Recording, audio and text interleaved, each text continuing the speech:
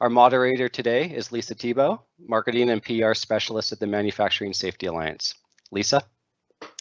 Thank you, Dale. I'm very happy to be part of this important town hall webinar today. Before we begin, I would like to acknowledge and thank all of you for the vital role you play in providing essential food and supplies for us all. Thank you for joining us today. The Manufacturing Safety Alliance of BC is a not-for-profit health and safety association supporting BC manufacturers and food processors. We provide BC's manufacturers with education, resources, and training on workplace health and safety, online, on-site, and in open learning classes around the province. Alliance health and safety experts offer confidential support and answers to your health and safety questions. Today, our speakers will be sharing important information about government and health and safety support for manufacturers and food processors in BC. Our first guest this morning is Minister of Labour, Harry Bains. Joining him for our Q&A on government programs will be Deputy Minister Trevor Hughes. Following that, we'll hear from Conagra Brands Plant Manager Craig Ogilvie, along with Alliance CEO Lisa McGuire and occupational hygienist Jasmine Kelsey about health and safety controls and support for manufacturers and food processors. And we'll take additional questions as time permits. I'd like to introduce our first speaker. Harry Bains is BC's Minister of Labour and is responsible for promoting worker health and safety, labour relations stability, and upholding BC's employment standards. He has also served as MLA for Surrey Newton since 2005. Please welcome Minister Bains. Thank you. Can everyone hear me? Okay. So thank you very much to all of you, especially Manufacturing Safety Alliance of BC, for inviting me and sharing my views during a very tough and extraordinary times that we're all going through.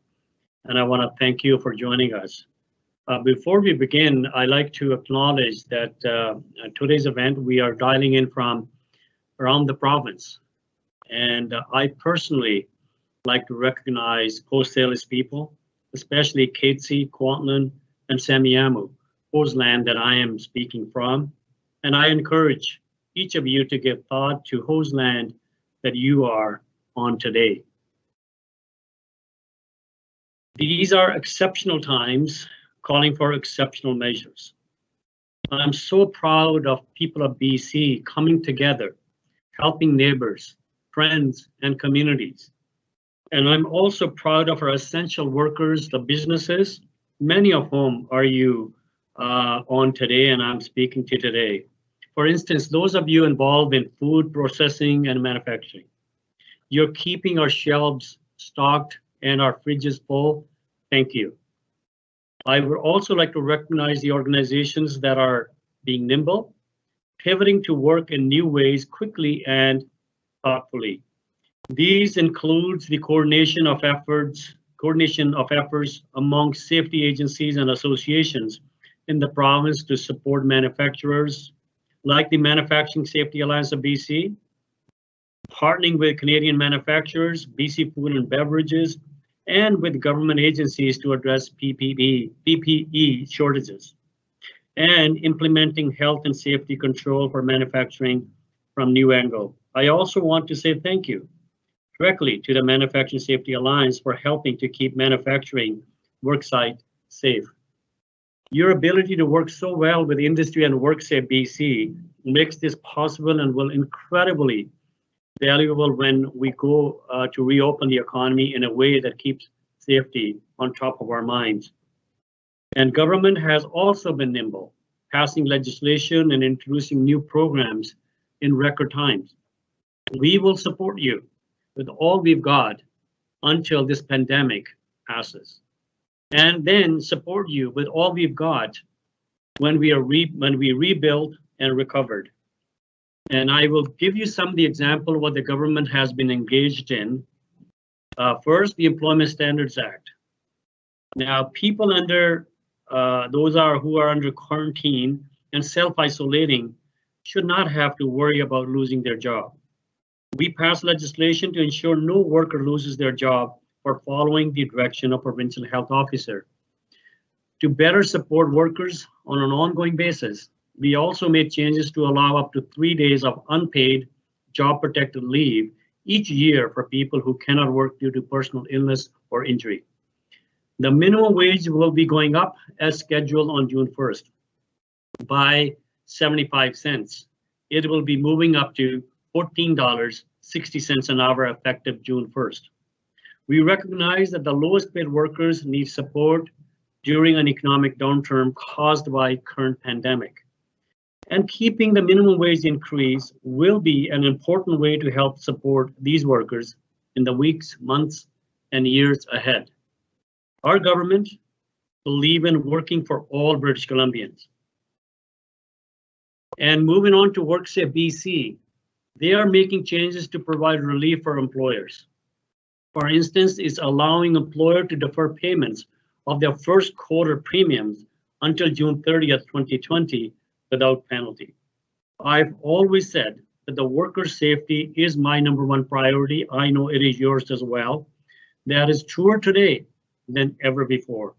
It is important to stress that occupational health and safety regulations continue to apply today and ever thereafter, and be enforced by WorkSafe BC. Work is underway to get information to workers, employers, and industry about how to make sure workplaces are safe and healthy. The Provincial Health Officer, Dr. Bonnie Henry, has provided guidance to many industries, including manufacturing, on best practices during the COVID-19 public health emergency. WorkSafe BC has also issued industry-specific guidance on its website to help businesses understand best practices and obligations, and is inspecting work sites to ensure they are safe and meet occupational health and safety requirements. No worker should be in an unsafe environment that could be hazardous to their health while on job. And then we look at some of the programs that we have brought in to support the industry and the people of this province. The provincial and federal government are working together in our response to COVID-19 pandemic to support people. BC's measures are built on federal actions and fill the gaps in support for citizens. As a government, we are focused on delivering a plan that addresses the critical situation many people and businesses find themselves today. That's why we have launched unprecedented relief program for people through BC's COVID-19 action plan. Now, for workers, that plan include a $1,000 BC emergency benefit for workers who have lost income due to COVID-19, and payment will begin in May. In fact, May 1st is the date that they can start applying for these benefits. This will be on top of Canada Emergency Response Benefit from federal government. For families, up to $500 per month for renters for the next 3 months, paid to landlords to reduce the cost of rent for those with a moderate income and below. A 3-month credit for BC Hydro customers who are having difficulty paying their bills due to COVID-19. When combining these with the federal benefit program, a family with 2 affected earners and 2 children could receive almost $8,000 in initial benefits, depending on income. These are the first payout of the benefits available. Some benefits will come out at different times and others will be repeated on a monthly basis. Now, for businesses, BC has taken immediate action under the COVID-19 action plan to alleviate the pressures they are under, which include deferring tax payments until the end of September for employer health tax, PST, tobacco tax, MRDT on short-term accommodations, motor fuel tax, and carbon tax. On top of that, cutting school tax by 50% for businesses and industry property classes, providing, I think it's almost was $700 million in immediate relief for businesses that own property. Now that program itself will give these businesses about 25% a tax break in their property taxes when you consider the school tax that is being eliminated. First it was a 50%, now we are going a little further. The average business that pays property tax in urban setting will save about $4,000 as a result of this measure alone. For small businesses that had to shut down due to COVID-19, Hydro is offering to waive their bills for 3 months, saving those businesses on average $363. Major industries like pulp and paper mills and mines will be able to defer 50% of their hydro bills for 3 months. So then that means that the government supports are strong and will remain strong. Now, I will not go into the federal program unless someone has some questions about that, but we will continue to work together with the federal government in a response to COVID-19 pandemic to support people. I'd like to conclude by saying that the next phase is to begin a plan for BC's economic recovery. I think that era that we are walking in, it probably will be more difficult than what we are going in today. Today we are managing and trying to flatten the curve and stop the transmission of COVID-19 virus. But I think soon we are going to talk about recovery plan, the economic recovery plan, and I think that is going to be much more challenging in my view than what many people think. But I am, though, encouraged by the fact that BC entered this pandemic with a strong economy and a strong workforce. We had the lowest unemployment in Canada for more than 2 years. Before the pandemic, BC was expected to lead our country in economic growth. These factors say that we are in a relatively good position to rebound strongly when the pandemic is over. With the continued support of the Manufacturing Safety Alliance, I think we will overcome that. These are remarkable times that everyone is being nimble in response. We're working with the Economic Recovery Task Force, engaging stakeholders in every sector to ensure we have a plan in place for BC's recovery. Our economic recovery is dependent on the pandemic subsiding, and that depends on what we do today. And the only way that can be achieved is to follow the orders and guidelines of Dr. Henry. The measures we laid out are an important first step to help us all. We're all in it together, and we will be working together as we start looking down the road of recovery. Thank you very much for having me. Thank you, Minister Bains, for sharing your knowledge and guidance and for staying with us to answer audience questions. Joining Minister Bains for this question period, please welcome Deputy Minister of Labour, Trevor Hughes. Deputy Minister since July 2017, Trevor served as Assistant Deputy in the Ministry of Labour for the 9 years prior. His background also includes healthcare, including 16 years with the Health Employers Association of BC. We have a number of questions coming in from our audience. To start the Q&A, Minister Bains, can you share a bit about how government is operating right now? Sorry, can you repeat that again? Can you share a bit about how government is operating right now? Yes, government is working, and we are using new technologies to meet on a regular basis.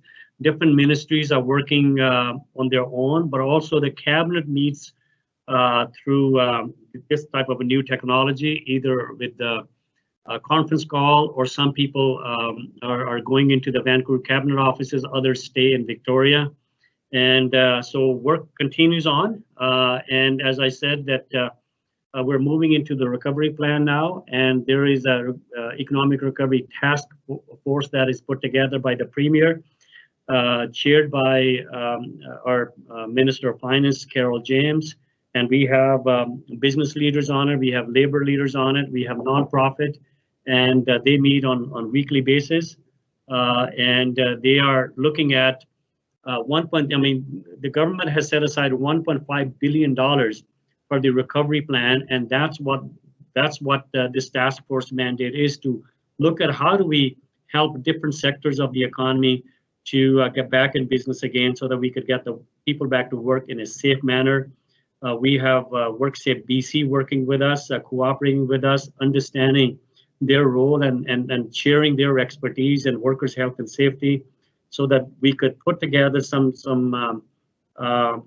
strategies for different retail and other businesses where the customers have confidence to walk into those businesses knowing that they will be safe, the workers go back to those workplaces knowing that their health and safety is looked after, and the employer believe that they have the business to run, and they will be putting all those measures together. So WorkSafe BC, along with the provincial health officer and the employer and the workers, are working together to put that plan together, and so that we could start to move towards the recovery of our economies as soon as we can. Thank you. The next question that we have is, where do we find information on BC's COVID action plan? Okay, so I think I will give you some phone numbers, and perhaps Trevor can help me. I think it is called, the phone number here is 778-309-4630, or toll free within BC at 1-855-955-3545, Monday to Friday from 8:30 a.m. to 4:30 p.m. And also, I think it's Trevor, correct me, it is www.gov.bc/forward COVID-19. I think COVID-19 updates. I think that's the information. Maybe Trevor, if I got it wrong, maybe you could correct me on this one. You got it right. That's the non-health related information line. There are a couple of other websites that deal with a number of other issues depending on what it is that you are looking for. There's CDC website if you're looking for medical information. There's the provincial health officers website if you're looking for orders, notices, and things like that. So there are a number of sites, but the minister, the one he's given you, is repeated to you correctly. Yeah, I think there's a question also, what is the best way to connect with the Ministry of Labor to share our company's challenges? Just go on website. Employment Standard Branch has put together a COVID-19 website to help employer and workers, to give them information that they need for them to navigate through these tough times. That's the best way to do that. Or WorkSafe BC, they also put together a website providing update on a different kind of information, industry-specific information you could find there.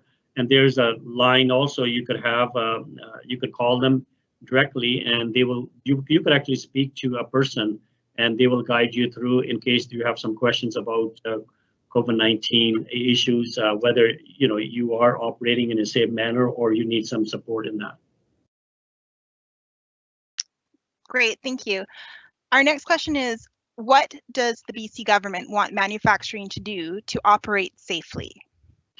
I think the best thing to do is follow Provincial Health Officer Dr. Bonnie Henry's advice. I think she's our expert. She knows exactly what needs to take place. There are industry specific, especially manufacturing. There are guidelines available on Provincial Health Office as a website, and then we also have it at the WCB as well. Just follow those guidelines, because as I said, what we do today is going to determine our future. And when we are going to practice those guidelines, I think we will overcome this pandemic sooner, and we will be helping each other stop the transmission of this COVID-19 and flatten the curve. I think that's would be my best advice. Just follow Provincial Health Officers' guidelines. Thank you. Our next question is, will there be assistance for small businesses that have stayed open but lost revenue? Some of our customer service restaurants, so some business was lost, although we remained open. Adding space for distancing and schedule changes also cut into our profits, making it difficult to stay in business. But there are a few things that I mentioned that are already available under federal and provincial relief programs. But certainly this is where the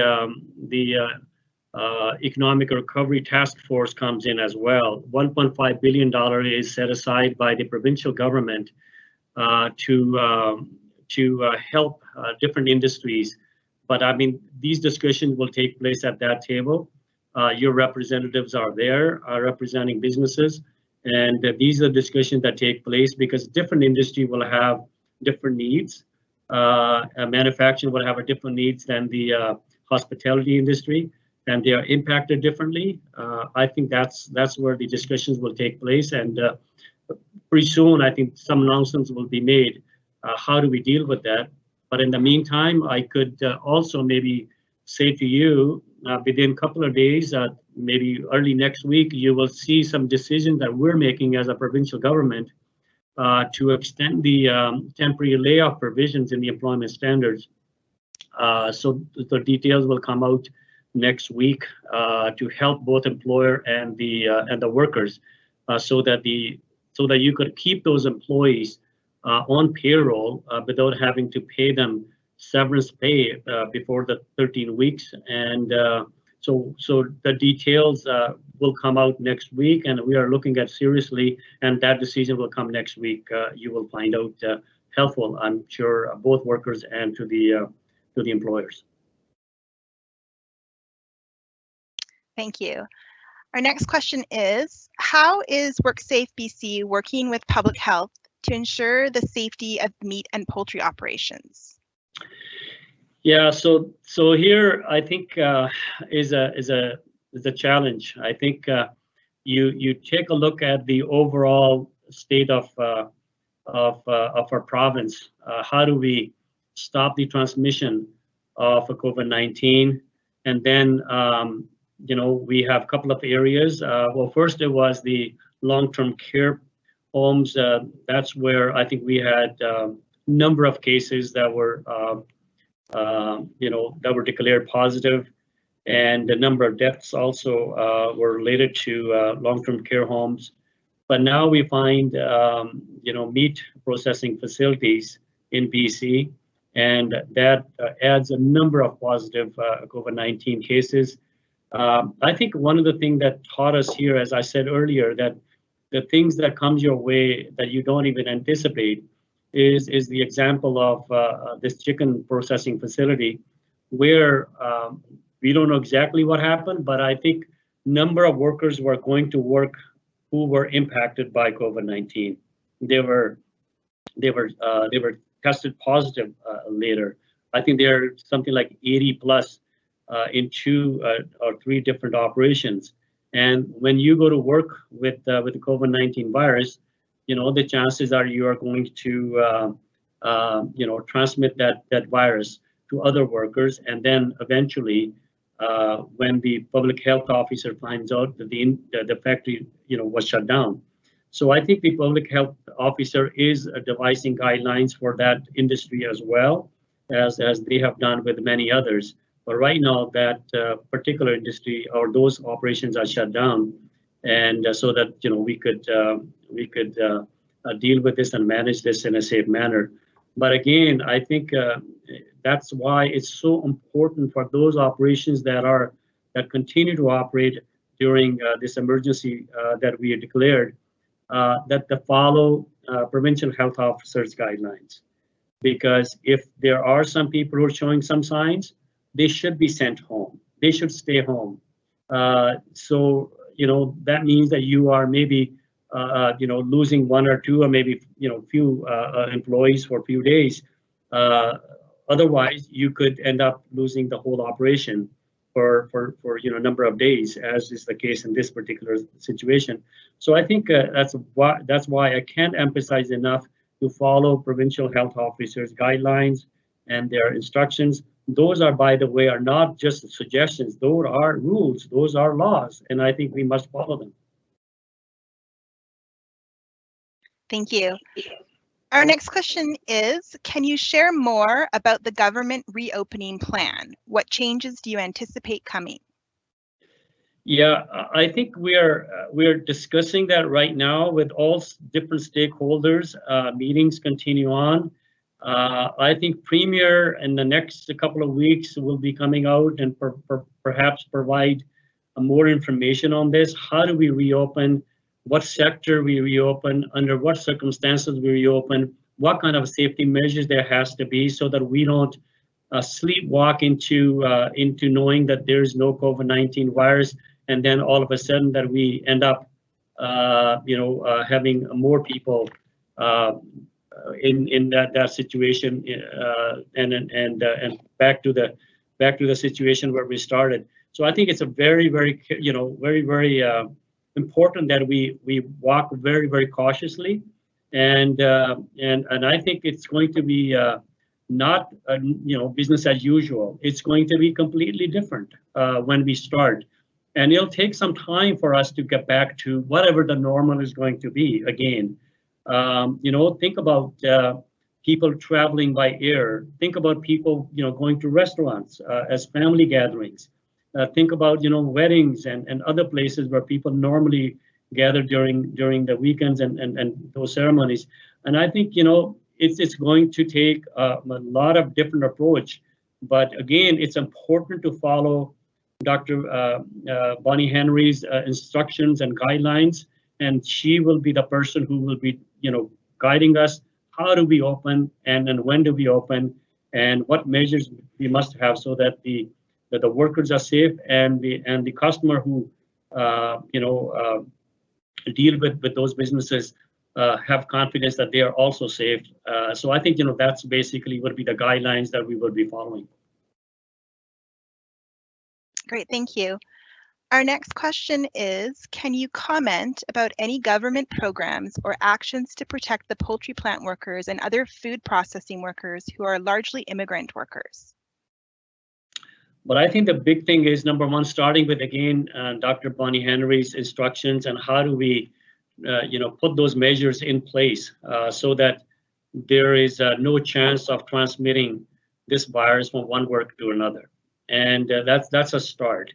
And the second piece is, I think it's education. And I think many of the newcomers to this country perhaps don't know what our health and safety guidelines are, and many of them don't understand their own rights.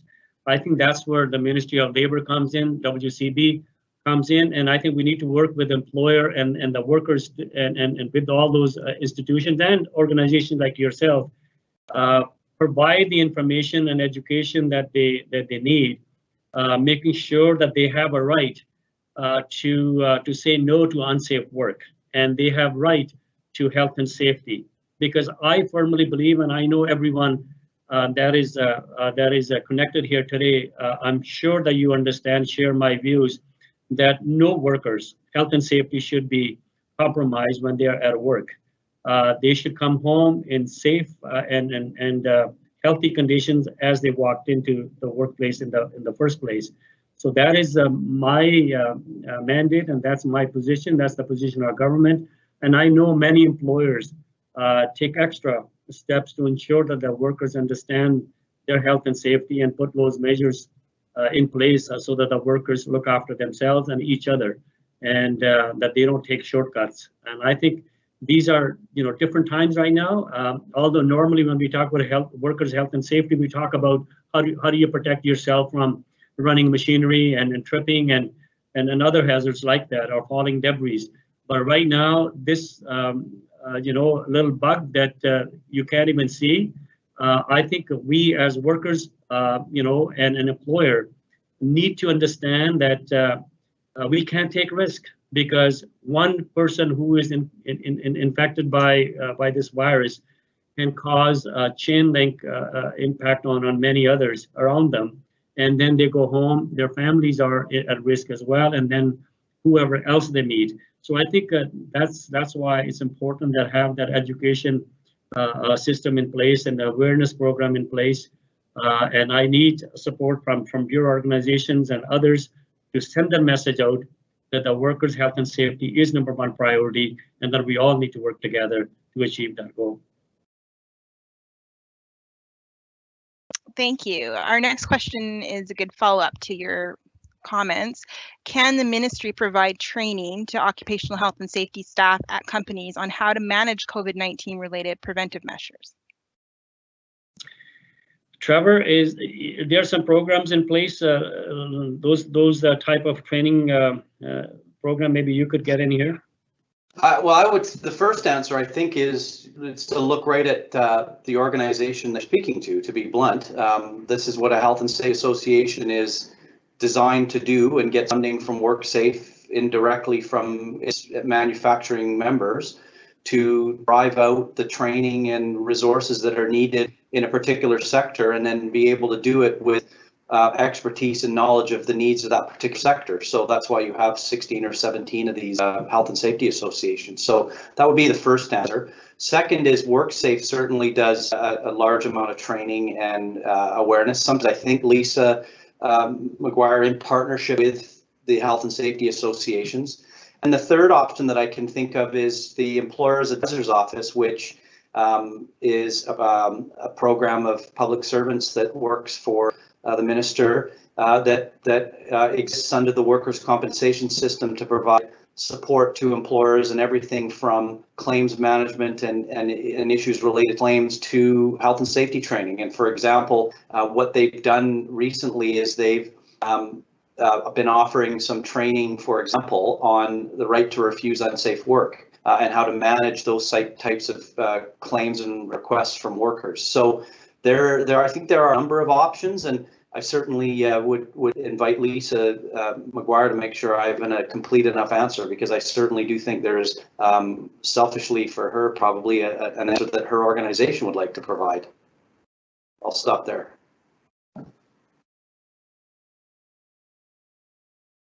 Thank you. Our last question is, are there any industries that have been identified as higher COVID-19 risk? Well, I don't know whether there's a system in place to identify different industries who have higher COVID-19 risk, but knowing from the experience what we've seen from the beginning till now, you've seen that the long-term care facilities were the one, I think all across Canada, that is the area that many of those elderly with underlying issues, I think, they were impacted at a higher, I think, percentage than many other groups.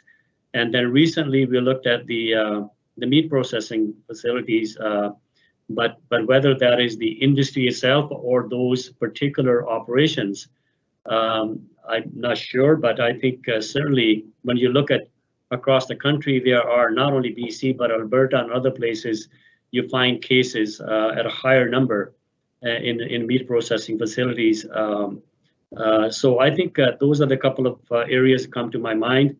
Again, I don't know what happened there. It might as well be that because the workforce is mostly new immigrants and not knowing what their rights are, and perhaps better education, better training, could have worked there.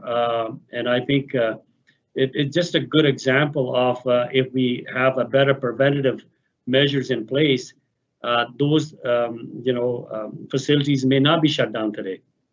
We don't know that, but I think you always think what kind of preventative measures each industry has and each operation has. And I think as Trevor had mentioned earlier, the health and safety associations, there are like 18 and 19 of them working very closely with WorkSafe BC. Those are the association that can really help their members in providing awareness, education, and training. And I think that's how we could we could learn from our mistakes, I guess, in this particular time. Hopefully we never are in the same situation ever again when it comes to any pandemic, but this is not the last one. I'm sure we've seen some others in the past. You'll see some more, I think, in future. At what capacity and what how deep they will go into and impact the society, only time will tell. So, but I think there are some lessons to learn, and it's better to have a better prevention programs than to having the whole operation go down. Great, thank you. We have one final question, and that is, what can or does the government do to request or enforce that employers take responsibility to protect and train their workers? Well, I think it's through WCB, and that's what their mandate is. And it's their role to have a very strong, and I have made it very clear to WorkSafe BC when I was given this responsibility by Premier John Horgan, and that we should have a strong preventative measures through training and prevention, and then have a strong enforcement regime in place so that all those health and safety programs are implemented, and education programs, and then also that the worker who become ill at work or become injured at workplace are treated with respect and dignity when they're going through their claims at the WCB. And WCB is a system where both employer and employee have a good confidence in the system that they will get the support that they need at the time that they need it. But again, it's the enforcement, and through prevention and enforcement, we can make workplaces much more safer. But it takes, I think, a lot more in proactive approach if the employer and the workers working together, make that decision in a plan by plan basis that we want to make safety as a number one priority. That there no task is so important that you can't do it safely. And I think that's the approach, and that's the attitude we have to have. It is the cultural shift that requires. I think the WCB can play a major role, but again, it is the employer and the workers working together. And you have association like yours, Health and Safety Association. They can put programs together. They can come in and help you. I think that's how we make workplaces safest in the country. Thank you, Minister Bains and Deputy Minister Hughes, for sharing your time and knowledge with our members today. If we were not able to get to your question, we will do our best to provide answers on our COVID-19 FAQ page in the coming days. Next. So I just want to say at the end, thank you so much for the invitation, and to both to me and Trevor. I really enjoy speaking to you because these are tough times. I know many of you are going through, our society, our neighbors are going through. I think we are all in it together. We are going to get over and pass this very extraordinary times that we're going through, and soon we will be talking about recovery, and that's where we need cooperation from everyone so that we could have people coming in a safe manner, so that we don't help transmit COVID-19 any further. So please, stay safe, and if there's anything that we could do, please stay in touch. Thank you very much. Thank you. In the second half of the hour, our health and safety panel will provide practical examples of effective workplace controls to protect your people and your business. From the Manufacturing Safety Alliance of BC, we'll hear from CEO Lisa McGuire and occupational hygienist Jasmine Kelsey. And joining us from Conagra Foods Canada, plant manager Craig Ogilvie, also a member of the Alliance Board of Directors, will share examples from his production facility in Richmond, where they produce the Gardein line of plant-based foods. Lisa, how can the Manufacturing Safety Alliance of BC help manufacturers or food processors navigate decisions around safe operation during a pandemic? Thanks, Lisa. The Manufacturing Safety Alliance of BC is an organization dedicated to provide help and support to the BC food and manufacturing industry in the area of health and safety. Recognizing that we're all impacted with the challenges during this pandemic, our role is helping you, our important sector, who are working on the front lines, implement the guidelines to prevent the spread of COVID-19 and support you throughout, including through the most difficult times if an outbreak occurs, in addition to supporting education and knowledge on health and safety risks and prevention programs within the sector. There are many ways we are helping the industry navigate the COVID-19 challenges and other health and safety risks present in our sector through this virtual environment. In addition to providing health and safety training and resources for hazards and risks specific to the manufacturing and food processors industries, We have specific COVID-19 related products, including courses on COVID-19 in 3 different languages, a web page dedicated to the many excellent resources on COVID-19 that are organized into key categories, as well as webinars like you're experiencing today, interactive sessions providing relevant expert information with key stakeholders that are recorded for future use as a resource, including capturing the questions with answers available to all. We also have a team of professional health and safety experts dedicated to answering your questions on COVID-19 or any other health and safety topics. We're here to serve you. The health and safety expertise of our team is broad with different specialities to support you in understanding, interpreting, and implementing the guidelines for COVID-19, while also supporting you in implementing effective programs in other risks within the industry to support the manufacturing and food sector. They are available and accessible through the hotline listed on the screen or online to support you. I also wanted to talk briefly about our role in reinforcing the importance of creating a strong organizational culture. And although every person plays a part, leaders play a critical role in supporting its success to ensure that everyone goes home safely and healthy. The guidelines established to prevent the spread of COVID-19 are important and must be followed by all, especially those working on the front line. Leadership plays a critical role through their actions and decisions that influence what is important in the business. That in turn impacts the choices that are made on the shop floor. Your actions and decisions communicate to everyone what is valued most. That reinforces what is important to the people in the organization. And this starts at the top. The importance of regular, clear communication at all employee levels that addresses both existing and new areas of concerns that arise, reinforces the message and expectations to follow the guidelines in place for COVID-19 and all health and safety risk prevention programs. I also want to mention the importance of joint health and safety committees.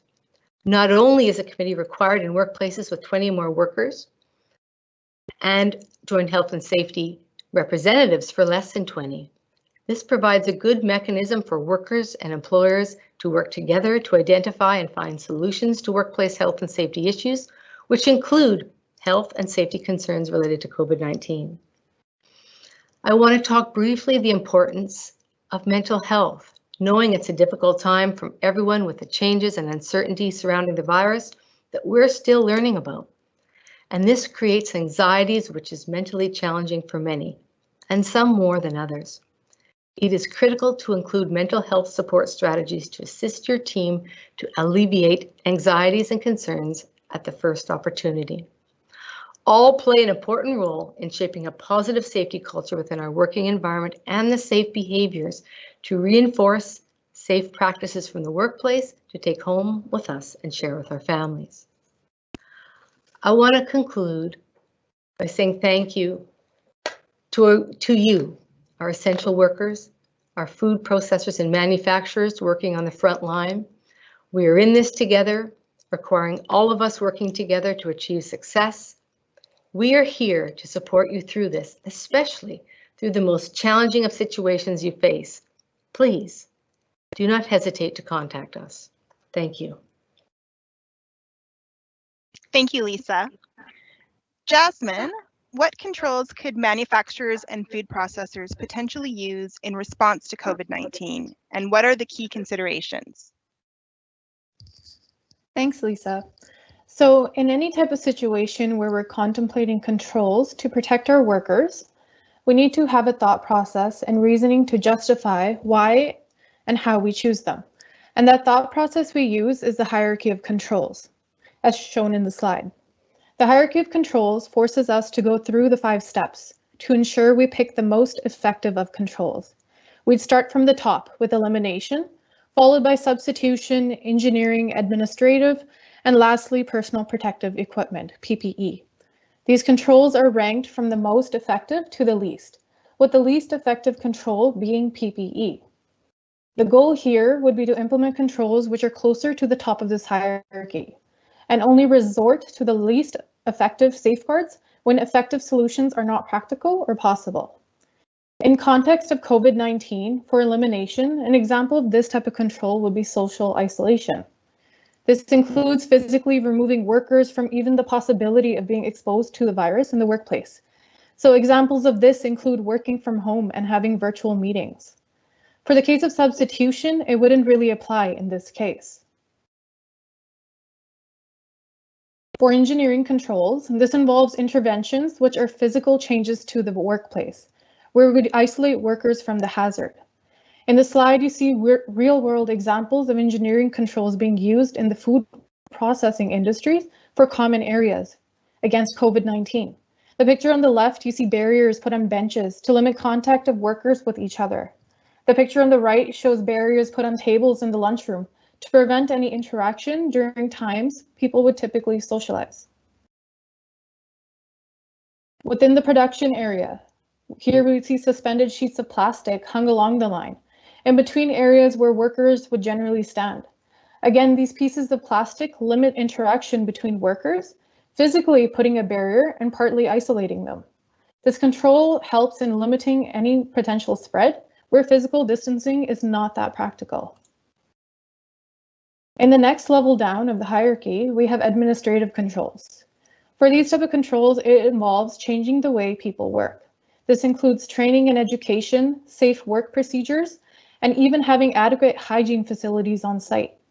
The picture on the left shows a sanitizing station next to the door at a food processor, encouraging workers to sanitize their hands after entering the room.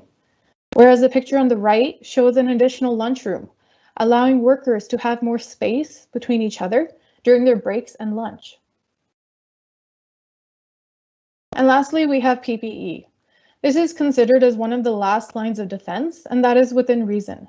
Because by using PPE, we don't eliminate the hazard, but instead we put a barrier on ourselves so we don't get exposed. In context of COVID-19, sometimes based on the site-specific risk assessment, PPE can play a role to some degree in protecting our workers. For example, it could potentially apply in scenarios where 2 meters of distance between workers isn't possible to maintain the critical tasks. Employers are recommended to review their processes and carry out a risk assessment to see what can potentially work or not. When PPE is issued, it's important to train workers on the correct usage, storage, maintenance, and even the inspection of their equipment. This is the employer's responsibility as they're the ones who are providing and implementing them in the workplace. When thinking about controls for protection against any biological agent, we need to think about the modes of transmission. So when we think of COVID-19, we need to factor this in, as it will help reason what should and should not be put in place. So from Health Canada, the common modes of transmission include transmission from respiratory droplets and even contact transmission. So with this in mind, let's go over some common examples of PPE which can potentially work in your workplace for COVID-19. Face shields are one type of PPE. The intent of using face shields relates to prevention of inhaling any respiratory droplets from a person who may be infected. It can also play a role in stopping droplets from going far by a potentially infectious person. The shield itself acts like a barrier. So, as I mentioned, for engineering controls, where barriers are put in place in the environment, sometimes they're not feasible for the job tasks you are thinking about. So here, you could potentially provide face shields to workers who need to work in close proximity with each other, along with other controls in place. Next, we have gloves. The use of gloves may or may not work for your workplace. From current information, our hands can be just as effective as gloves when solely taking COVID-19 into consideration. As long as there are good hygiene practices in place and there are facilities that allow for that to happen, whether it be sinks with running water and soap or sanitizing stations. But in those type of tasks where access to these facilities may not be possible, gloves can be considered, as you're able to dispose of them after use, leaving you with potentially clean hands. However, a lot of training and education must also be done with gloves, including how to properly don and doff them and other aspects related to it. And lastly, we have respirators. These devices can be used to protect against biological airborne agents like COVID-19, as they share the same physical characteristics in the air as inorganic particles like dust. So choosing the correct respirator, having the correct particulate filter is essential to ensure proper protection. There are different types of filters to choose from that could potentially be used against COVID-19. We commonly hear about the disposable N95 respirator, but there are other options that can pose as an alternative to it. But I will not go in detail because it's a lot of information to cover. But the key things to look out for are these 9 designations. There's a recorded webinar on our website that goes into detail discussing these different types of filters and their limitations. And lastly, for disposable respirators, there are also equivalents from other jurisdictions. So take a look at this table. It summarizes acceptable alternatives to the NIOSH N95 only. These respirators are considered acceptable by WorkSafe BC for protection against airborne particulates like biological agents, where a risk assessment says an N95 is appropriate. So these can also work as an option. So in the end, there are plenty of control options available, but for any type of control you are considering, always evaluate your work processes, factor in the hierarchy, and see what can and cannot work. Thank you, Jasmine. Craig, what specific changes have you made at your Conagra Brands plant to mitigate the risk to your workers and keep production running safely?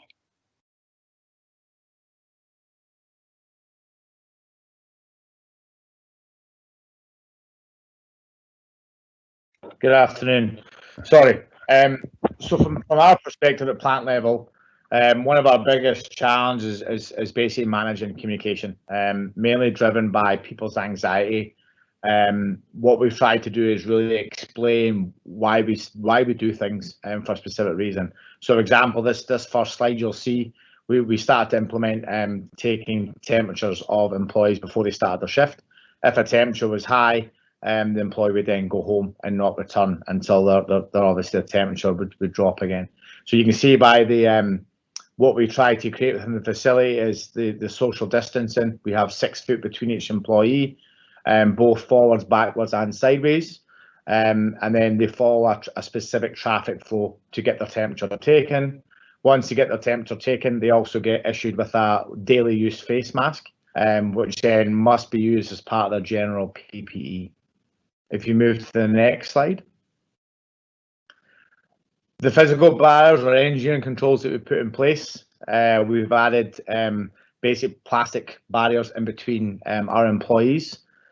These are to make sure that employees are keeping their 6 foot distancing away. That allows us to really kind of mitigate any potential impact of the disease passing from one individual to another. Next slide.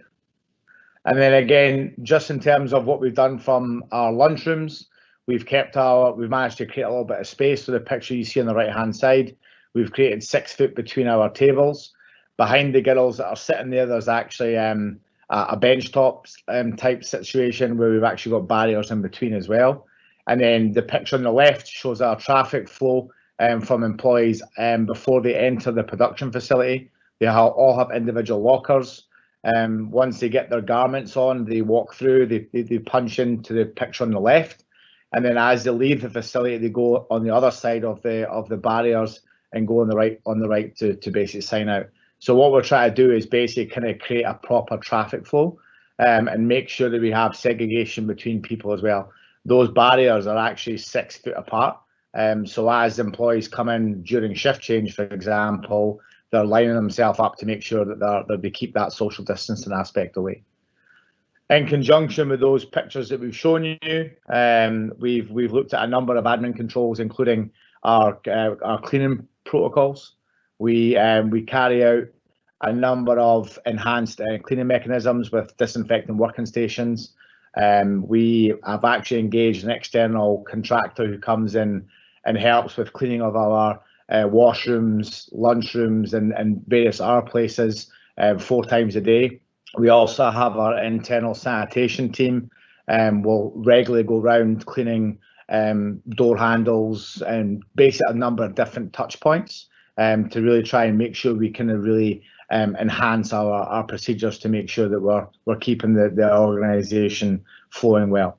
In addition to that, we I think what point is we also issue OPLs, so our 1 point lessons. The reason we issued OPLs is to give our employees basic guidance on why we're doing things. So, for example, how you apply a face mask, what the proper way of wearing a face mask, and how you take it off. We're trying to make sure that obviously as you take the mask off, for example, they're not touching the mask and then touching other aspects, then potentially contaminate. The mask is stopping you from infecting somebody else potentially. So we have various things like that on the go. We also have OPLs in terms of where we can't create 6 foot distance. We will have an OPL on the proper use of face shields. That allows the employees to feel a bit more comfortable on the work environment. In conjunction with what Lisa mentioned earlier on, we've actually done a number of risk assessments. We did our risk assessments with our Joint Health and Safety Committee. We've had a lot of employee involvement to make sure that the measures we're putting in place are basically getting the employees buy-in to. So if the employee comes with us and says, our face masks are, let me see, the face masks are hurting my ears when I put them on, or whatever that looks like, we then look and go back and we'll redesign the face mask. We've had 3 or 4 different design reviews on our face shields, for example, just from employee feedback, telling us what was good and what wasn't working. And that's about it. Yeah. So basically, I think the biggest thing for us has been the communication, making sure our employees are fully aware of what we're doing and why, and then making sure that communication is a two-way procedure. It's not just mandated from us down, but also they're there to help us help them. Thanks, Craig. We have some questions from our audience and would like to ask your thoughts as well. So the first question is for Jasmine. If someone in our facility tests positive for COVID-19, what are the key steps? So if someone tests positive in your workplace, you would need to work quickly. So that means removing the worker from the workplace if you didn't already do that, and asking them to quarantine immediately for at least 14 days. You would also need to work with the relevant health authority for this and follow their directions and instructions. This can include notifying any affected employees and even sanitizing and disinfecting the workstation of that worker and any other common tools or common areas if that hasn't already been done. But if you're looking for more information on this, I recommend to check out the COVID-19 section on our website or reach out to us directly so we can support you further on that. Yeah, and I would echo that. From our perspective, we would send the employee home. They would be quarantined for the 14 days. We would do a full plant shutdown and clean and disinfection, because obviously it's a manufacturing site, so they'll come in contact with a number of different areas. And then we would have a notification of all employees to say that there was an individual affected. Perfect. Thank you. Our next question is for Craig. Can you comment on whether there is any disciplinary action that an employer can give to an employee who disobeys any rules regarding COVID-19? So what we've tried to do is be as transparent as possible. So for example, we haven't, our attendance policy being a prime example, we haven't penalised anyone who has not been able to come to work because of COVID issues, be it they're affected themselves, or they have sickness, or they are taking care of their kids, for example. So we've removed that. What we have done is, as part of our ongoing training and education, is that we don't want to come in with a heavy hand. So we're working with our employees to really make sure they understand what we're doing and why. And ultimately, it's there to make them safe, right? We're trying to protect them and protect their colleagues. We haven't fortunately had to discipline anyone for not following protocols. And again, I think the main reason behind that is because we have been transparent, and we have implemented a number of different strategies. The temperature screening being a prime example, that went down very, very well. And employees know that as part of the high fever, for example, we're catching people if they did have a high fever before they came in. Thank you. Our next question is for Lisa. Lisa, do you have any insight into why there have been so many outbreaks specifically in meat processing? What's different? So in terms of why, knowing that it's an invisible virus that is present in BC, it is difficult to be able to understand where it exists. So I don't have any specific insight why you know it is in the meat processing. That would be a question certainly that I couldn't answer. But I do know that there are certainly the guidelines that we all are helping companies around implementing to help stop the transmission, which again is going to help all of us. And that is our focus, is to help companies through this, to provide the guidelines that and support to be able to minimize that transmission. But knowing why that this book, you know, is the area where it exists is not something that that I have information on particularly. Thank you. Our next question is for Jasmine. Can we just use surgical masks as our PPE? So when it comes to occupational health versus, we'd say public health, for occupational health, I would still urge where we would use masks which are certified and tested to a certain standard versus surgical masks where there isn't a lot of studies around the effectiveness of it. Just because COVID-19 itself, the virus itself is quite small in size. And if the intent for using the mask is to prevent any droplets or that entering our respiratory system, surgical masks wouldn't really guarantee it. I'm not saying an N95 would either, but it would be a little bit better than a surgical mask. So I would still say go for products that have been tested to a specific standard for the workplace rather than surgical masks. But again, refer to your risk assessment and see what can and cannot work for you. So as a great example, we use the N95 for areas where they require, for example, dust exposure and all that kind of stuff when we're using raw materials. As general PPE for our staff coming in, we issue them with the surgical mask to come in. Again, that the whole idea of that surgical mask is prevent me from contaminating you. It's not to stop anything from coming in, if you know what I mean. So that's where the face shields and all that kind of stuff will then aid that type of PPE. Thank you. I think thanks everyone for your questions. I think that's the end of our questions for today. And unfortunately, that's all the time we have this afternoon. If we haven't answered your question yet, we will get back to you with answers by email or on our COVID-19 FAQ page later this week. If you have other health and safety questions, please contact our OHS support line at 604-795-9595 or reach out to us through our website at any time. Before we go, you may also be interested in our upcoming webinar on May 5th, Ergonomic Tips for Working from Home. Thank you all for joining us today, and thank you for our speakers as well. Please take a moment to share your feedback and suggestions in the brief survey in your inbox.